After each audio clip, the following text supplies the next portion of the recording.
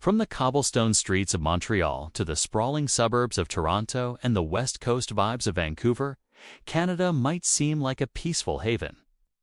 But lurking beneath this calm surface is a world of organized crime, where power struggles are settled not in boardrooms, but with bullets. For decades, the shadow of the mafia has stretched across the country, and in the last 15 years, the violence has been anything but quiet. Welcome to a deep dive into the most significant mob hits that have shaken Canada. Our story begins in Montreal, the historic heartland of Canadian organized crime. The Rizzuto crime family, a powerful Sicilian clan, had ruled the city's underworld with an iron fist for decades. Their leader, Vito Rizzuto, known as the Teflon Don of Montreal, was a master strategist who maintained a delicate peace among various criminal factions, including biker gangs and street gangs.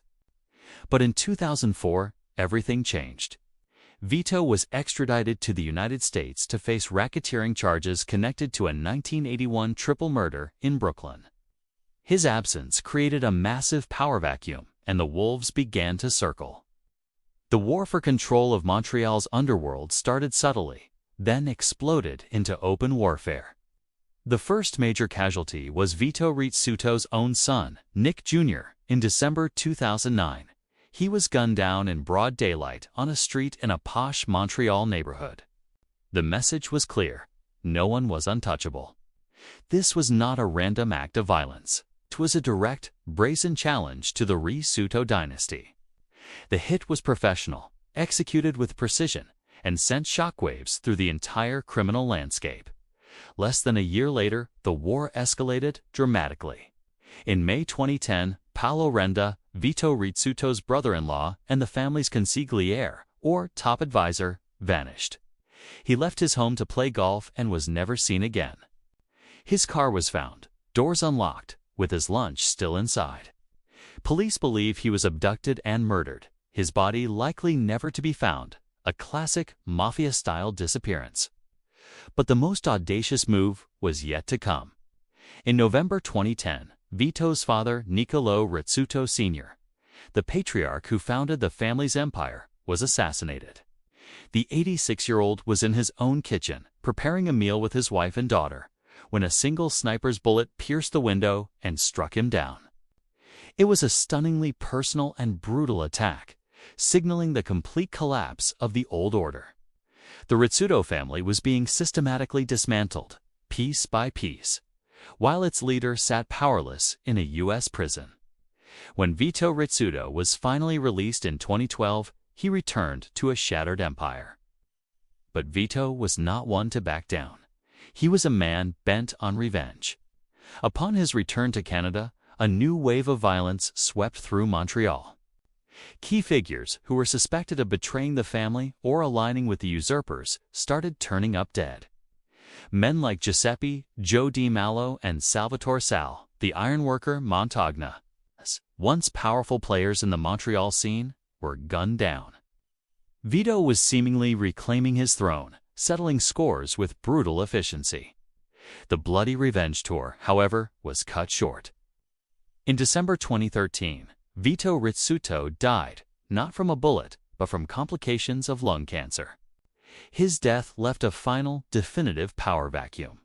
The old guard was gone, and a new, more chaotic era began. The violence in Montreal didn't stop. It became more fragmented, with various factions, including Calabrian Duranguita cells, vying for a piece of the lucrative drug and extortion rackets. While Montreal was the epicenter of this mob war, the violence wasn't confined to Quebec.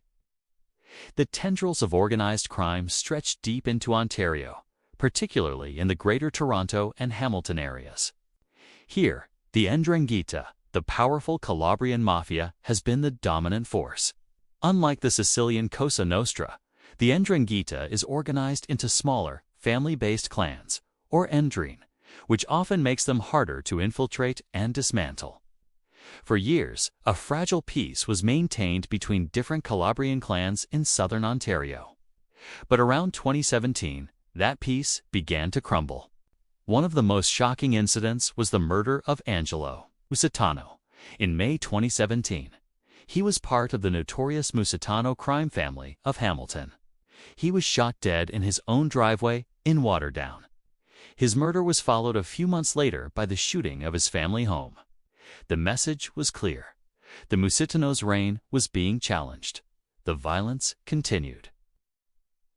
In 2018, another significant figure, Albert E. Veroni, was gunned down outside his Hamilton home after returning from a coffee meeting. He was believed to have ties to the Buffalo mob, highlighting the cross-border nature of these criminal networks. The hits were becoming more frequent and more public. Then, in a stunning display of power, Pat Musitano, Angelo's brother and the head of the family, was shot and killed in a Burlington plaza in July 2020. His death effectively marked the end of the Musitano family's influence in Hamilton's underworld, an influence that had lasted for decades. These hits in Ontario signaled a major realignment of power within the Ndrangheta, with younger, more aggressive factions seemingly taking over from the old guard. Even Canada's West Coast has not been immune. While Vancouver's organized crime scene is a complex mix of biker gangs, Asian triads, and street-level groups, Italian organized crime has maintained a presence. The 2012 murder of prominent gangster Ranji Chima in Vancouver had suspected links to his historical connections with the Rizzuto family, showing how interconnected these networks are across the country. More recently, the focus has shifted to money laundering on a massive scale. A scheme dubbed the Vancouver model, where illicit cash is funneled through casinos and real estate. While less violent on the surface, this financial warfare is just another facet of organized crime's grip. So, where do things stand today? The Canadian Mafia landscape is more fractured than ever before. The era of a single dominant boss like Vito Rizzuto is over. In its place is a multipolar world of competing Ndrangheta clans, remnants of the Sicilian Mafia, and other ethnic crime groups, all fighting for control of the drug trade, illegal gambling, and extortion rackets. Law enforcement has had its successes.